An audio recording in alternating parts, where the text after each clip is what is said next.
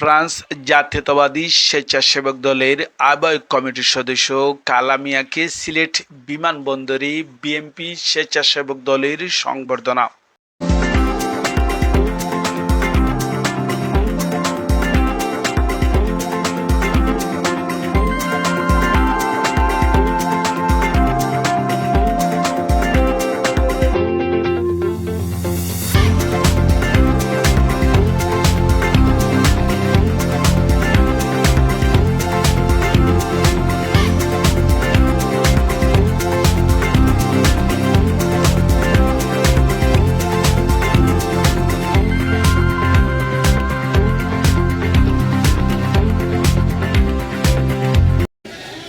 আসলে আমার প্রবাস জীবনে আমি প্রথমে যাওয়ার পরে আমি ফ্রান্স মনে করো আমি যাওয়ার পরে আমার ফ্রান্সে আমার লাইফ সেটেল করি। আলহামদুলিল্লাহ আপনারা সবাই দয়ে আমি ইউরোপের নাগরিকত্ব পাইয়া আমার আবার মাতৃভূমিতে আমার ঘুরতে পারছি বা ঘুরছি। আমার এমন অধিকারও আছে, আমার মাতৃভূমি ঘুরার অধিকার আছে, যে আমার কোনো সমস্যা হইতো না। দীর্ঘদিন থেকে আসলে আমরা যে বর্তমান স্বৈরাচার সরকারের আন্দোলন আমরা দেশত্যাগ হয়ে গেছি, আর দেশের বাহিরে যাওয়ার পরে যখন যাচ্ছি আমরা দেশের সাধারণ মানুষের যে মনে করেন নির্যাতন করা হয়েছে 5টা আগস্ট বা এর পরবর্তীতেও, তখন আমরা দেখি আমরা ফ্রান্স বসবাস করতাম, তখন আমরা সহ্য হয়েছে না। আমরা আসলে আজকে কী করব, দুঃখের বিষয়, আমরা আসলে কর্মিক মানুষ। কারণ যে কোনো মানুষ ইউরোপ না আরও কোনো দেশ পরিশ্রম করতে হইবে, পরিশ্রম ছাড়া কোনো মনে করেন আপনার সফলতা আসবে না। তখন আমরা নাইটে ডিউটি করি, নাইটের ডিউটিতে কিন্তু দিনে আপনার ঘুমানোর প্রোগ্রাম থাকে। কিন্তু আমরা যখন দেশের এই বিক্ষোভ বা এই মনে করো মানুষের পাখির মতন গুলি করে মারার হত্যা করা হয়েছে, আমরা চুকুর দৃষ্টি দেখার পরে তখন আমরা সহ্য করতে পারছি না। আমরা ঘুম না ঘুমাইয়া আমরা মাঠে নামতে প্রস্তুত হয়েছি। অথচ আমরা এমন হুমকিও দেওয়া হয়েছে ফ্রান্সের কিছু নম্বর থাকে, যাতে আমরা যদি মনে করো আমরা মিটিং মিছিল অ্যাক্টিভ থাকি, মনে করো ফ্রান্সের ঐতিহাসিক রিপাবলিক চত্বর যদি আমরা পরবর্তী মিটিংও উপস্থিত থাকি, তখন আমরা মনে করো লাইভ দেখি আমরা মনে করো দরিয়া আনার পরে আমরা দেশ পাঠা নিব।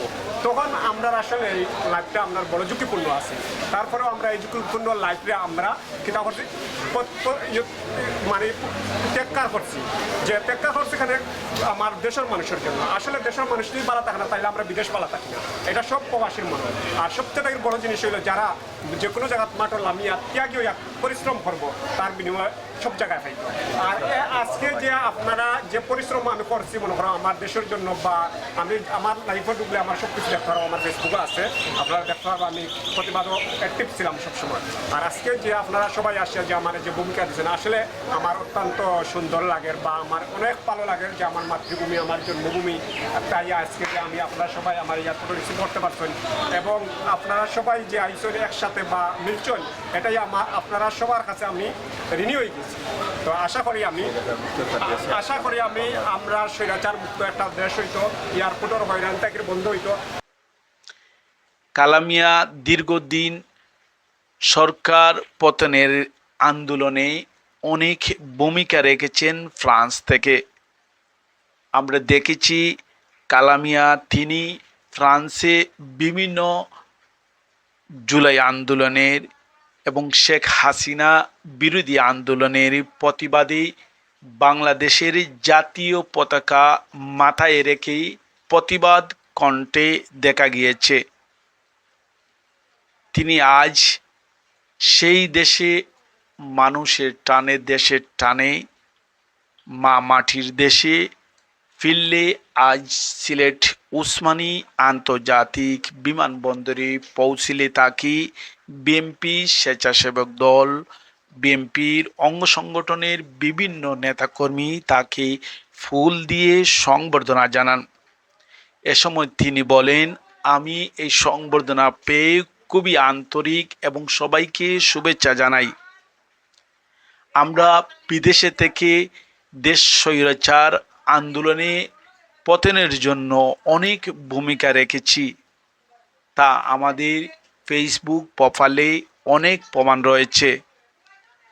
আজ দেশ থেকে শেখ হাসিনা পতন হওয়ার পর দেশে ফিরে নিঃশ্বাস নিতে পেরে আমরা আনন্দিত এবং দেশের মানুষের সাথে কথা বলে মানুষের দেখে আমরা খুবই আনন্দিত।